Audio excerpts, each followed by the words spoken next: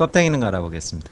그 이실 이해하기 위해서는 그 당시 시대 상황에 대한 이 반영론적 접근이 필요합니다. 이 시가 그 1960년도 4.19라는 이러한 그 시대 맥락 속에서 이 시가 탄생을 했고 이후 60년대 저항문학의 그 기수가 됐던 그런 시기 때문입니다. 그럼 60년대가 그 4.19가 왜 일어났습니까? 이 당시 남과 이 북을 한번 비교를 해보겠습니다. 그래 남쪽에서는 그 이승만 정권이 있었고 이승만 정권의 독재가 4.19로 무너지게 됐죠. 그래서 남쪽에 이승만의 독재가 있었고 그 북쪽에는 역시 김일성입니다. 이 사람 역시 이 독재자죠. 볼 것도 없는 독재자 둘이 있었던 이런 시기입니다. 근데 이 독재는 누가 지원했습니까? 배후에서. 그 이승만의 독재는 미국이 지원을 했을 겁니다. 그 다음에 김일성의 독재는 역시 소련이, 그렇죠? 구소련이죠. 지금 저 러시아인데 이게 양쪽에서 이렇게 외세가 개입해서 이러한 독재를 지원했던 겁니다. 그 다음에 이런 독재 그 저변엔 또 뭐가 있습니까? 바로 미국으로 말하는 자본주의. 우리하고는 아무 상관도 없었던 자본주의. 그 다음 북한은 또 어떻게 사회주의라는 전혀 우리 민족 정신과는 아무 상관이 없었던 이런 외국이 만들어낸 이러한 외세 이념의 대립.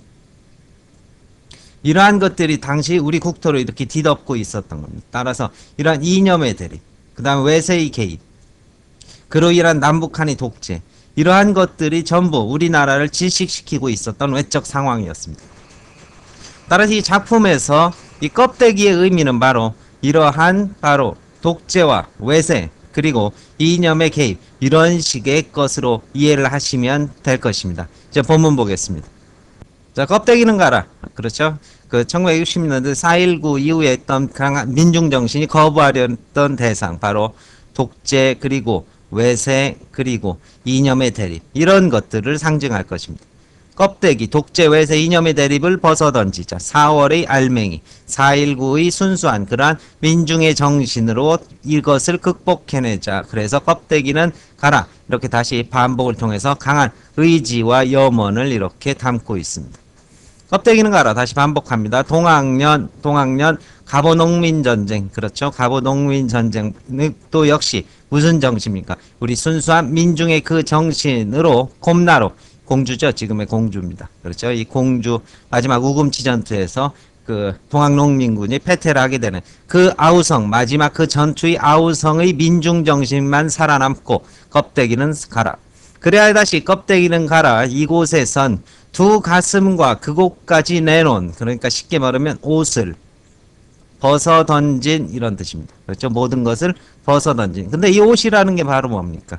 거추장스러운 그 장벽이 될 것입니다. 바로 독재의 옷, 외세의 옷, 이념의 옷을 벗어 던진 이곳 한반도에서는 이러한 독재, 외세, 이념의 옷을 벗어 던지고 가슴과 그곳까지 내놓은 순수한 그 모습의 아사달, 아사녀 이것은 이념에 물들기 이전의 민족 본연의 모습입니다. 민족 본연의 모습. 그러니까 쉽게 얘기하면 이념과 외세 물들기 이전에 본연의 순수한 민족 그대로의 모습 이렇게 됩니다. 뭐 예를 들면 그 이몽룡과 성춘향의 모습으로 이래도 될 것입니다. 민족 본연의 모습을 어떻게 아사달 아사녀로 이렇게 대유적으로 표현을 하게 됩니다. 이 대유법이 쓰인 거죠.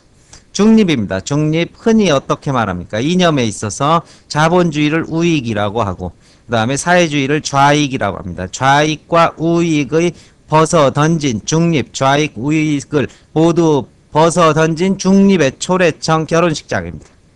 결혼식 한다. 그러면 남북이 결혼식을 한다. 바로 통일을 염원한다. 이렇게 되겠죠. 그래서 이념의 옷을 벗어 던진 그렇죠. 초래청 통일을 함께 이루면서 부끄러움 빛내며 맞절할 것이니 남북이 서로 화해를 하고 그동안의 대립과 갈등을 씻어낼 것이니 그렇죠. 이렇게 되겠습니다. 그래서 다시 여기에서 그 일련의 내용이 다시 반복이 됩니다. 껍데기는 가라. 한라에서 백두까지 국토 전체죠. 우리나라 국토 전체에 향기로운 흙가슴 바로 순수한 민중 본연의 정신 그리고 화합의 정신만 남고 그 모든 느렸습니다. 그렇죠? 여기에도 간절한 염원이 담겨 있습니다.